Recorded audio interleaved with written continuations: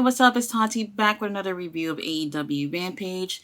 Tonight we had Championship Friday, where we had titles on the line from AAA, New Japan, and ROH. Now, this is different from Battle of the Belts, where it's AEW champions that end up putting their titles on the line. Actually, they've done ROH title on the line the last Battle of the Belts. I think that was the only time they ever did that. But this was definitely a different vibe compared to Battle of the Belts. I really enjoyed every single match here. None of them were squash matches, which was absolutely insane. Usually on Rampage, it's definitely one squash match and the rest of them is kind of like not really all that. But for the first time in a long time, I felt like we really got a solid Rampage. And one other thing that they did confirm is that they said specifically that ROH is its own promotion, which I've really never really heard them say before. They're always mixing AEW wrestlers with ROH wrestlers, and it could kind of be confusing if ROH is AEW, like a brand of theirs or whatnot. So they finally kind of cleared that up today, so I'm really glad to hear that. Let's get straight into these results. First match of the night for the AAA Mega Championship. We got a Hijo de Vikingo, Commander, and Dralistico. Now, this was a really great match to start off the show. The crowd was really into it. They really love when they do all these crazy spots or whatnot. While I like it, I like for these type of matches to have a balance of not just trying to do crazy stuff and see who's the craziest out of everyone to do the coolest stuff. I want to see a balance between, Lucha Libre style and also, more technical, more striking. I feel like we just don't see that enough with these type of matches, at least with these guys. Now, I know Dralistico, he really adapts to all types of styles, but I can't really say the same for Vikingo and Commander because I don't think I've seen enough of them to really say that.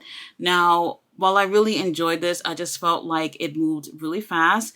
Sometimes the pacing was not as great as it should be, but I think that's a bit expected when it comes to these type of matches. No, so I'm not going to complain about this because I really feel like the crowd was feeling it. And for Rampage, this is much better than what we normally have here. Now, I'm pretty sure everyone knows that none of these titles were going to change hands. Definitely not on a Rampage, especially since these are not AEW titles as well. So this match, I did enjoy it, but for me, I'm kind of over some of these things. I do want to see some new spots, though, because there's a lot of the same spots that we see them do, and we're just seeing them do them over again. Either way, I enjoyed this, and this was so good for us to have something like this on Rampage, because normally you can skip Rampage and feel like you didn't miss anything. Next, we had the New Japan TV title on the line, Zack Sabre Jr. and Action Andretti.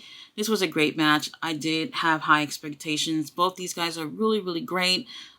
Starting off in this match, Zack did take control basically immediately. But then we had Action Andretti, being able to defend himself.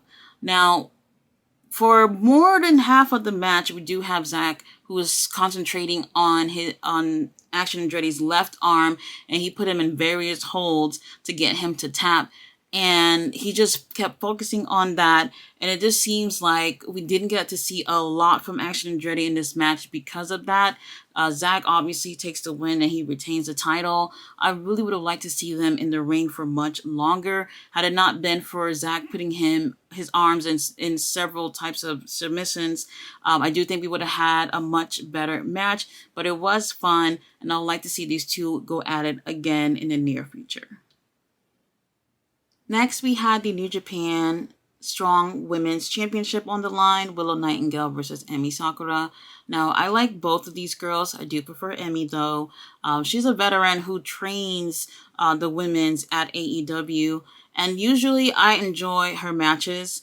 Willow, she hasn't been in the ring as long as other women in this business, but I do see a lot of growth with her, and, congrats to her for winning the title. I did enjoy this match. I felt like the pacing was great. In my opinion, though, usually the third matches are the shortest matches on Rampage. It's usually like maybe a minute or two squash matches or whatnot. but this felt like this was probably the longest match of the night. If it wasn't the longest match, it was definitely longer than the match previous. So I was really surprised about that there. And I was kind of expecting for it to be a squash match because that's usually what we get. Now, these two girls, they have a really, really great chemistry in the ring.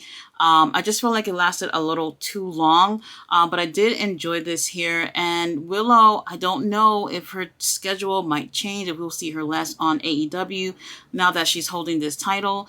I'm not sure, but this was a really great way for her to show why she's champion in this match. Unlike what we got with Chris Statlander yesterday, not yesterday, on Wednesday, where she just had, something was off with that match. But anyway, Willow retains, and I really like how she's looking. She's doing much better in the ring, so she does look like she's worthy to be a champion.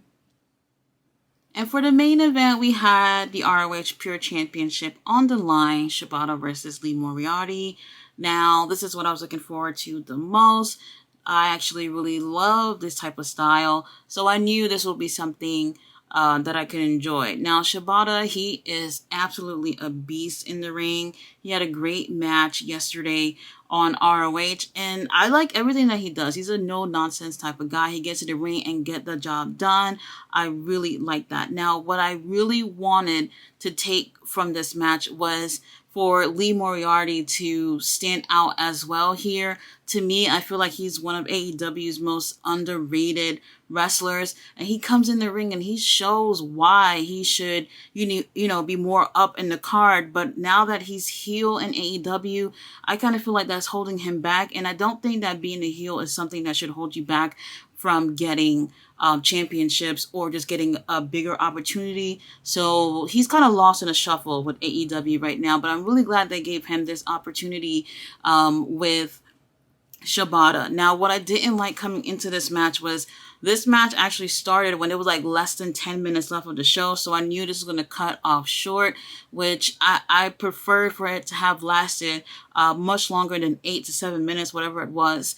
But they have a really great match. I just felt like if they had so much more time, we would get a chance to really see the most out of these two. Now, interesting enough, we know Shibata is going to take the win here and retain the title.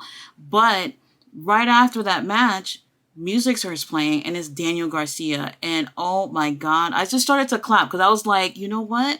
I want to see this matchup. So now we have the end of Rampage where we have Shibata and Daniel Garcia in the middle of the ring with a stare down. And I can't wait to see this. I won't be surprised if this will be featured on ROH this week coming up.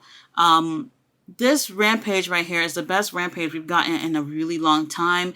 Everything felt different. It didn't feel like how we normally have Rampage. Sometimes I watch Rampage and I like doze off or whatever, but this time I was really, really hooked, and all the matches were really great. So I really hope that we get to see this championship Friday thing happen more often, because it definitely felt different for a Rampage, and it was really enjoyable. I do recommend watching the whole thing. I do think anybody can take something from the show and actually enjoy it. So they're on somewhat of a right path if they continue to make Rampage like this.